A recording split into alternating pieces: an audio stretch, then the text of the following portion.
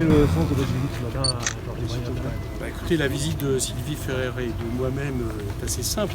Le 20 février, il y a l'appel qui a été fait par le parquet antiterroriste qui doit tomber. Et donc la question est de mettre la pression. Voilà, c'est-à-dire d'éviter l'inacceptable, d'éviter que le scandale de l'État, qui est son emprisonnement, se poursuive. Je rappelle que Nelson Mandela, qui était le plus vieux prisonnier politique du monde, c'était 28 ans de prison. Lui, il en est à 41. C'est le record en Europe. Un record dont la France ne devrait pas s'enorgueillir.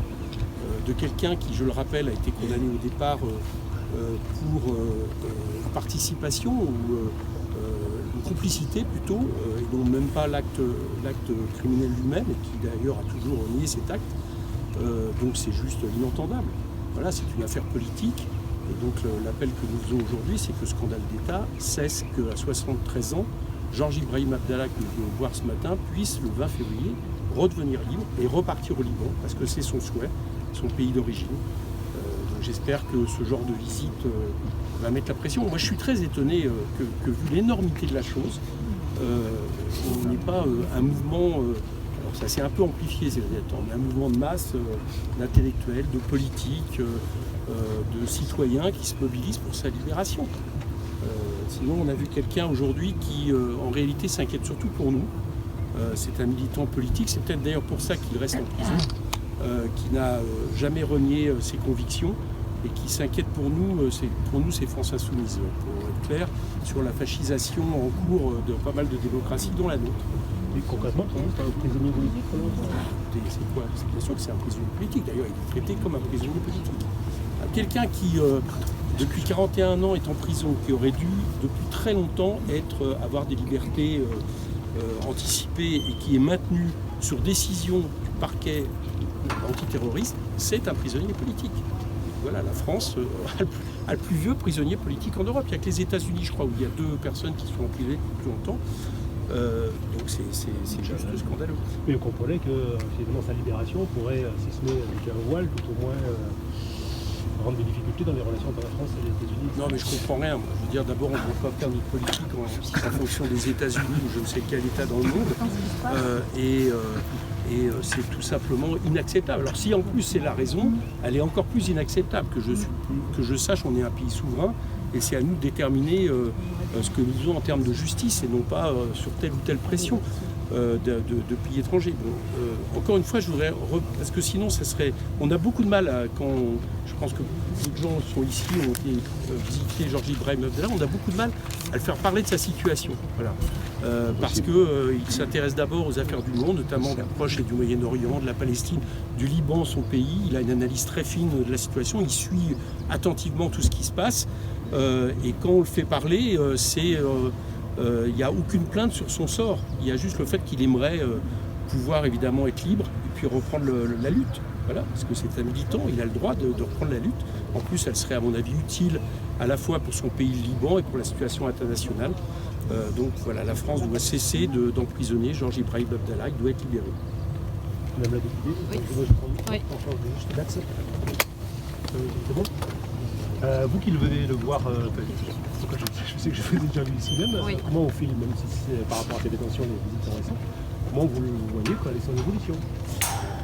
Ce que dit Eric, c'est-à-dire qu'en fait il a une analyse fine de la situation politique du Proche-Orient, de la situation politique dans son ensemble. Donc il nous a parlé notamment de la position de Trump par rapport à la volonté politique aujourd'hui de déporter toute une population. Donc il trouve ça bien évidemment inacceptable. Comme l'a dit Eric, ça serait une honte aujourd'hui pour notre pays qu'il soit maintenu en détention tout simplement parce qu'il y aurait une ingérence de pays étrangers comme les États-Unis, alors que la Cour européenne des droits de l'homme dit qu'il doit y avoir une possibilité, une vision de liberté pour les personnes dans son cas. Et aujourd'hui, on voit que ça se rapproche et on est là aujourd'hui pour exiger cette libération et son expulsion vers le Liban, puisque c'est ce qu'il a demandé. Et on a un ministre aujourd'hui de l'Intérieur qui demande systématiquement à expulser des étrangers. Ben là, voilà, on a quelqu'un qui demande à être expulsé dans son pays, à retrouver les siens, sa famille, il nous a parlé de sa famille. Et il est attendu au Liban. Et il y a des manifestations au Liban aussi pour sa libération. Et voilà, on attend ce 20 février avec impatience. Vous avez espoir justement pour le 20 février, parce qu'on sait qu'il y a déjà des décisions favorables à l'établissement qui n'ont pas beaucoup de... Tout aujourd'hui, normalement les planètes sont alignées, comme vous l'avez dit, la Cour européenne des droits de l'homme doit y avoir une perspective pour ces personnes. Ensuite, il y a l'expulsion au Liban. Il n'y aura pas besoin cette fois de la signature du ministre de l'Intérieur pour cette expulsion.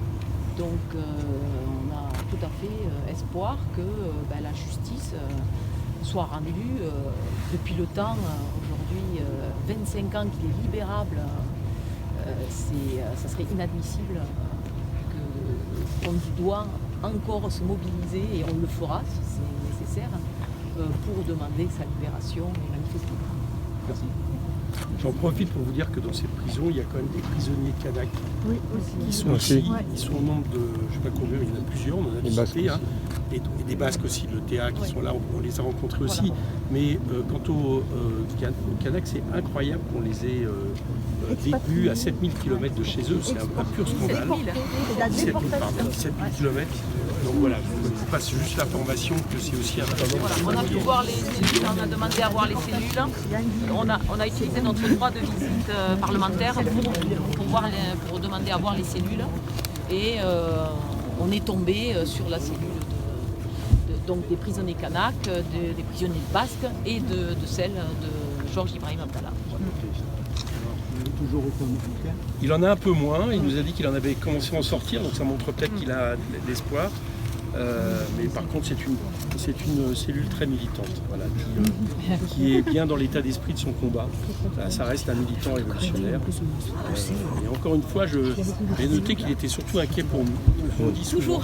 Voilà, donc ça montre bien aussi quelque part qu'il est pleinement dans l'actualité, il suit attentivement tout ce qui se passe. C'est la résistance palestinienne à la prison de Lannemezan, Georges. D'ailleurs, il nous a expliqué que quand il commençait peut-être un peu être moins motivé, il se remettait à regarder la télé et là, ça lui remontait, voilà, pour le rebooster son militantisme. Voilà, merci. Voilà, merci.